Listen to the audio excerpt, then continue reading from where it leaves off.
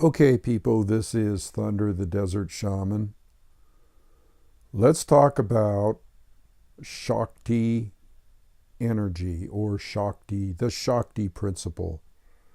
Now, Shakti is from Hindu and it's from the word shak, S-H-A-K, to be able, or also spelled as S-A-K-T-H-I, meaning power or empowerment.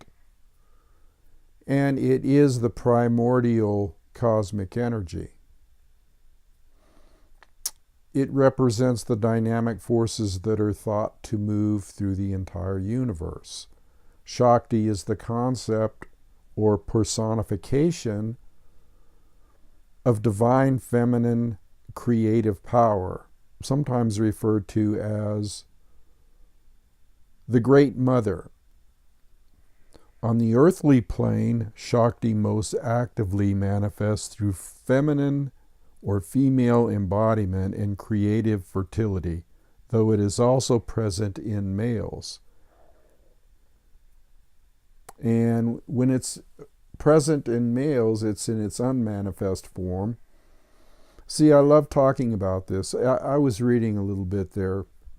I'm sure you noticed. I usually just talk off the top of my head, but sometimes I forget things, so I might read a few passages.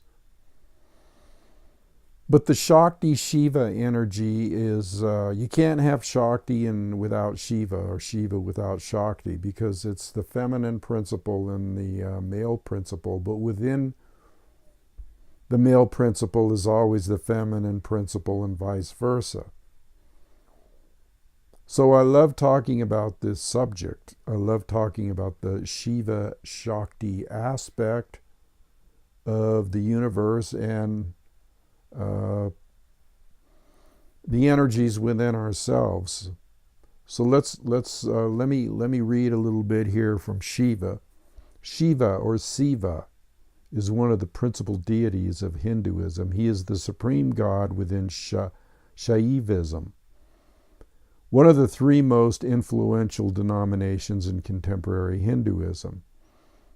Shiva is the transformer within the Trimurti, the Hindu trinity that includes Brahma and Vishnu. In Shaivism tradition, Shiva is the supreme being who creates, protects, and transforms the universe. In the goddess tradition of Hinduism, called Shaktism or Shaktiism, the goddess is described as supreme, yet Shiva is revered along with Vishnu and Brahma. The goddess is stated to be the energy and creative power, Shakti, of each. So we're looking here at a creative power, and I've often talked about this. I've talked about the creative power of the Kundalini energy. Kundalini, Kundalini, Kundalini energy, is the serpent energy, and it's called that because it coils around the spine and works its way on up to the crown chakra, or the energy center on the crown of our heads. So I love this Shiva Shakti principle because it is the activating force of the universe. Now, there's other religions that talk about this in a different form, like let's say the esoteric Jewish form talks about the Shekinah or Shekinah. It's actually the Shekinah. Isn't that close though? Sheka, Shakti, very close. And that is divine wisdom, or that is supreme wisdom, who supposedly puts Yahweh in power, or the Jewish God. But also, as I just read here, you got that same force, that feminine energy, which is the creative energy, which is supreme energy, which is energy, which Thunder always talks about. I always talk about energy. I always talk about it's all about energy. Well, why do I say that? Well, because I have been meditating for many, many years in the most esoteric meditations you can conceive of on the planet. One of these being Kriya Yoga or Kundalini, a form of Kundalini Yoga, which moves the energy through breathing exercises called pranayama up and down the spine, up and down the energy channels of the spine, the Ida and the Pingala. And you can do it another way by breathing in the left nostril and then breathing out the right nostril and then breathing back in the right nostril and out the left nostril. That's a mudra or a way to do it, but there's other ways to do it that I teach, having to do with raising the Kundalini energy through meditation and raising what I call that base energy. And the base energy is an erotic energy. It is a sensual energy. It is sensuous. And so the arousal that happens either within a male or female can be used to expand your consciousness, raise your consciousness. And I write about this in my book, Emergence, which is about twin souls and how they basically are a oneness, okay? How they are a oneness. I love that term, oneness. Sometimes you'll see pictures of Shakti and Shiva, and they will be like a oneness. They will be split right in half, and one half will be kind of like the dark, and the other half will be the light, which would kind of be like the yin and yang principle, dark and light, yin being female, yang being male. And so you get this in all forms of esoteric, let's say far out Eastern thought. It's not so far out. It's something that's basically truth, okay? And it's seen in the universe. It's seen flowing through the universe, and it's very, very sometimes chaotic methods. And so the whole male-female principle, the whole sex urge, the whole coupling of mates, okay, male-female in the animal kingdom or in the two-legged kingdom, all relates to this cosmic energy, and it all, so sometimes people put this, put a moral bent on it. They sometimes, like religions, okay, they want to put it in a box and make it, have some kind of moral judgment on it, or make the energy principle, the weaving of that energy principle, the weaving of the Shakti Shiva energy principle. They want to put some kind of moral rules and regulations on it, when in fact they can't do that. It's a very, very free energy. So that's the beauty of the male-female coupling, okay, or sexual act, is that not only is it for procreation or procreational purposes, but it's also can be used for a raising of the consciousness. It can also be used for typifying the Shiva Shakti principle. And it's a beautiful thing. So what causes this Kundalini to raise up your spine? What causes that? Well, it is caused by certain acts and certain conscious acts of moving energy. And this moving of energy is something that is very divine within two people, the male, female. Let's say you have a lover. Let's say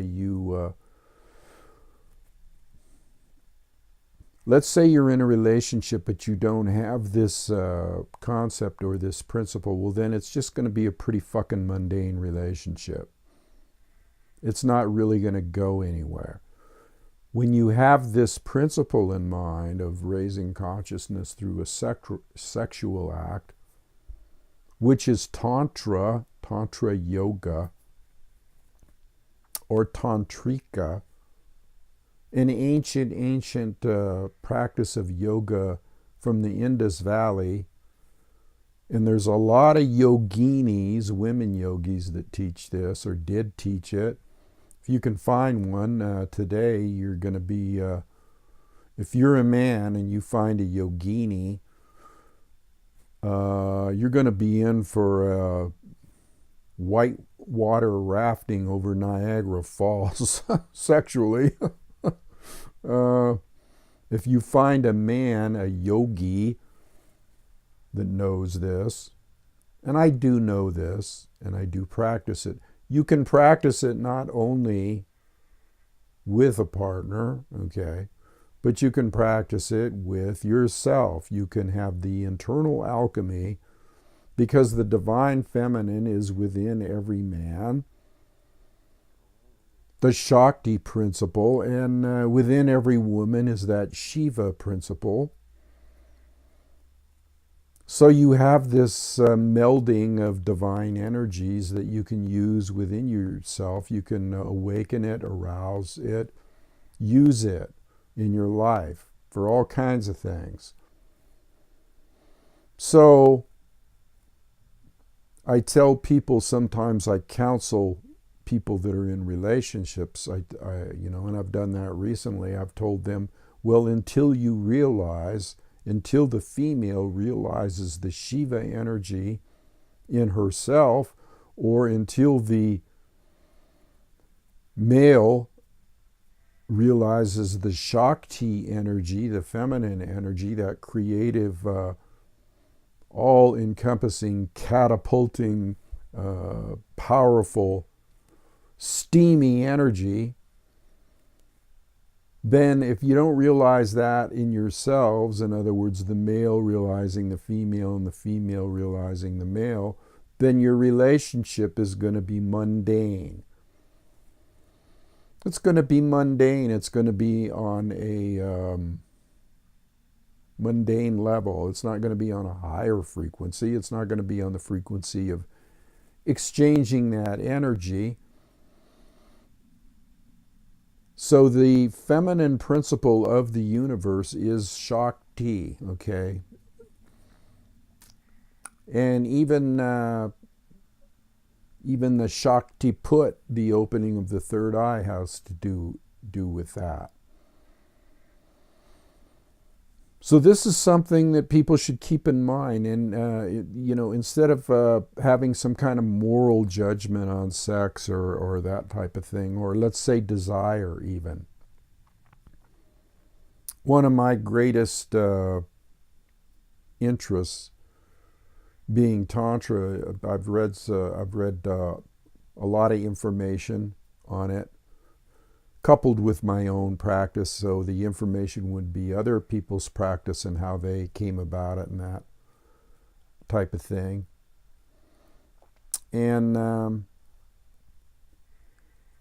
the more you learn about it, the more you realize what a beautiful thing it is. The more you realize that you can use desire, you can use being erotic, you can use that feeling, that energy, for something that is on a very, very high spiritual plane. And so I write about this in my book, Emergence. In fact, I actually describe the process to a degree of how you do this, okay? And I also describe the beautiful relationship, or the oneness, okay, that you can have with somebody that is a twin soul, a twin flame, whatever you want to call it.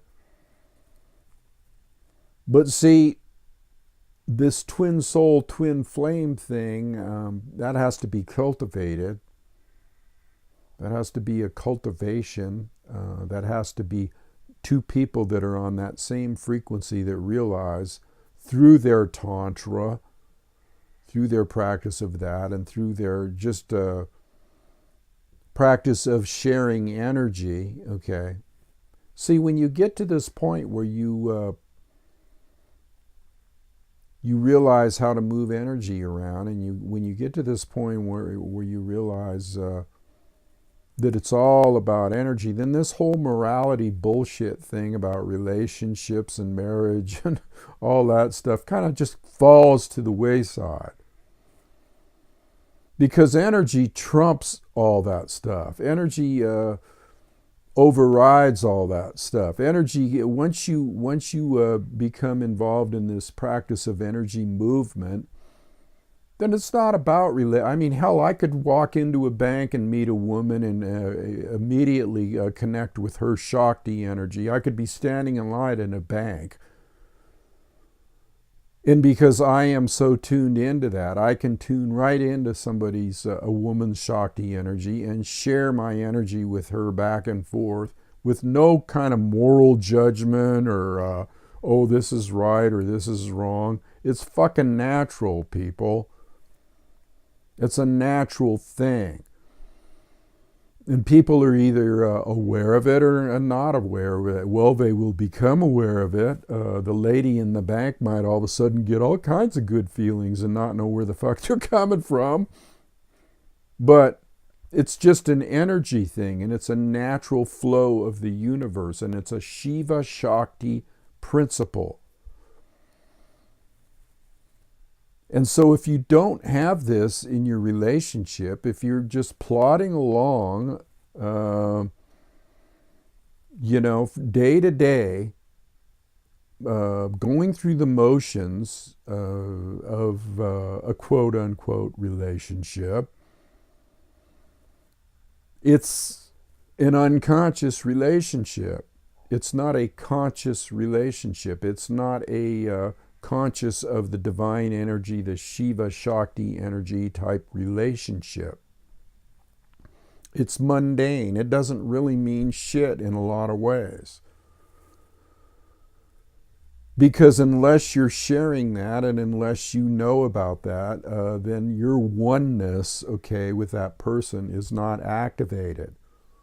It's not activated. Now, I can activate a oneness with somebody and let them know how it feels.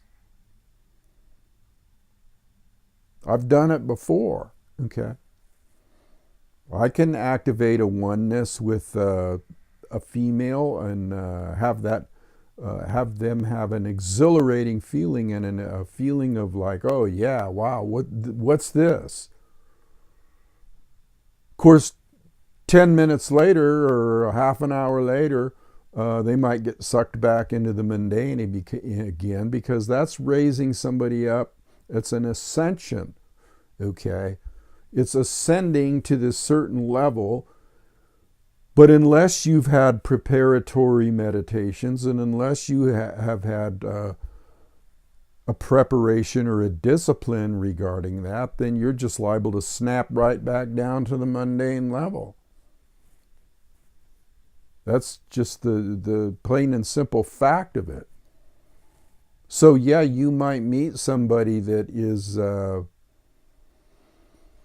enhanced. Okay, let's say you might meet somebody that is enhanced or advanced on this level of energy movement, and you might have an exhilarating fucking experience with them.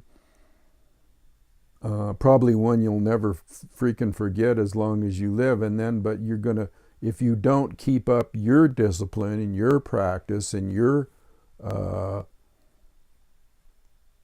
consciousness about this, then you're just going to snap right back into the freaking mundane. Most people's relationships that's where they're at.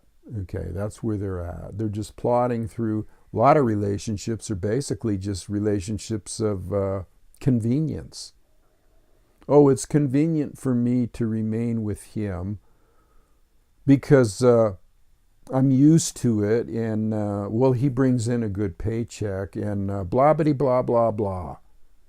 But what the fuck does that have to do with a real oneness? What the fuck does that have to do with a real relationship? Not a goddamn thing.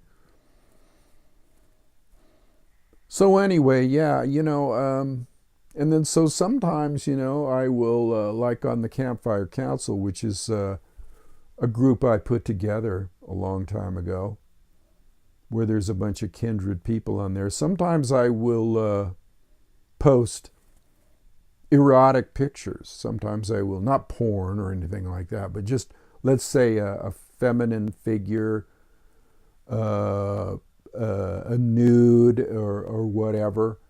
And I do this for a reason. You know why I do it? To activate that principle, to get people thinking about eroticism, to get people thinking about desire, to get that energy flowing.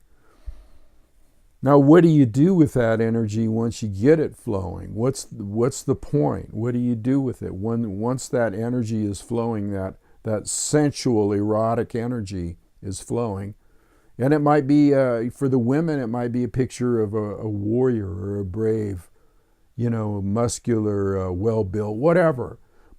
The Shiva principle.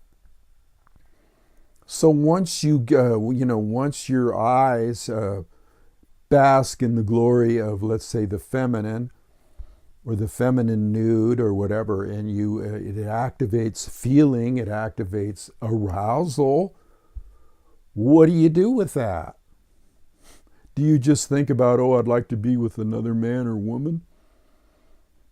No, that's not what it's about. It's about being with another man or woman who has the insight or the facility or the experience of a yogi or yogini who could either teach you and raise you up to that level of enlightenment through the conscious act of Tantra Yoga. And it's also, that same picture should evoke a feeling of that feminine, that divine feminine, that Shakti Shiva thing. Which again, if you ever have seen a Hindu picture of Shakti Shiva, then one half is male and one half is female. It's the yin and yang. It's the divine principle. You also might see the Shiva, the lingam, the Shiva lingam. I forget what it's called. It's like a little Aladdin's lamp, okay, except the bottom part is the yoni, which is the female sex organ, and right in the middle of it is a phallus symbol, or an erect phallus symbol pointing up, which is the lingam, the male member, if you will. And so you have the yoni and the lingam all in one.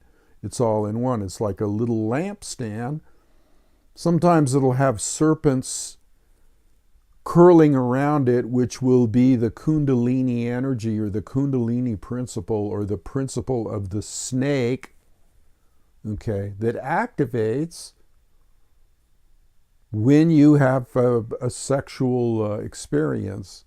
See, when you have a sexual experience, that always activates. It's always there. It's in the base chakra. It's coiled up, ready to go. Problem is, most people don't know how to make it go.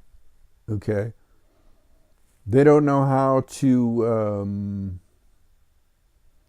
get into that state of mind or use a pranayama, a breathing exercise, or a technique, okay, to rise that serpent up the spine, that serpent energy. Again, it's called serpent energy because it's coiled, okay? Let's not put any other connotations on that, like some Christians might or something like that. No.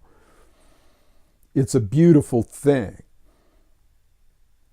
And so, if you're not into this kind of stuff in a relationship, you're just plodding along, okay? You're just treading water and sinking. You're not going anywhere.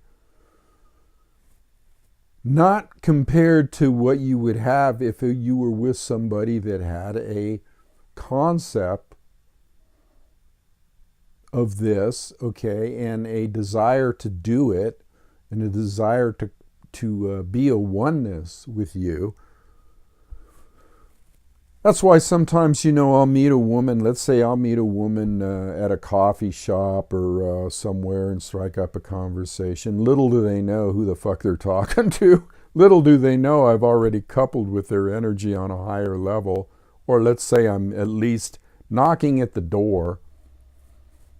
And I might get into a conversation with them and take them down a path, a road, okay, of enlightenment, where they're not only feeling good on a physical level, but they might be feeling real good on a energy level. And so you might be talking to them, and they never mention, of course, most times when you meet a woman, or let's say she comes on to you or even flirts with you or is friendly with you, she won't mention the fact of whether she's married or not, because that's not her agenda right then. But as soon as you get into that deep feeling of where that energy's feeling and that she feels that, then it becomes scary, or it becomes like a let's run for cover. I don't know if this is so fucking good. I don't know if I can handle it. I might do something bad here. And that's not what it's about at all. See, there's that moral thing again. There's that morality thing, okay, that is usually hooked up with the whole institution of marriage, okay, the whole institution of marriage, which is church-born,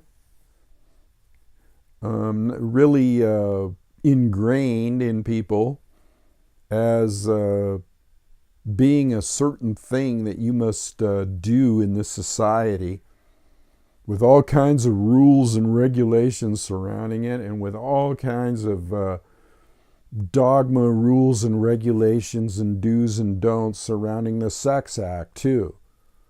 Oh, that's just for children. Oh, really? That's just to create children. Oh, really? That's just to multiply and be fruitful and multiply and fill the earth. Wrong. That's one reason for it, but not the only reason. So anyway, I just thought I'd shoot a few comments out there about the Shakti principle, the Shakti Shiva principle, the divine feminine, Om Namaha Shivaya principle. So there's something to think about. And this happens in a lot of different cultures. It's not just Hindu. It's realized, actually the Hopi people realized this to a deep degree, and they even had secret societies surrounding this kind of thing. A lot of Native Americans and a lot of tribal people that were ever in touch with a shamanistic approach, or let's say their local shaman, support your local shaman. No, they realized this. They had secret societies about it. So yeah, something to think about. Something fun to think about. Something for you to think about that might enhance, okay, your relationships, or make you look for the proper relationship. How's that? Okay, I guess that's all for now. Adios.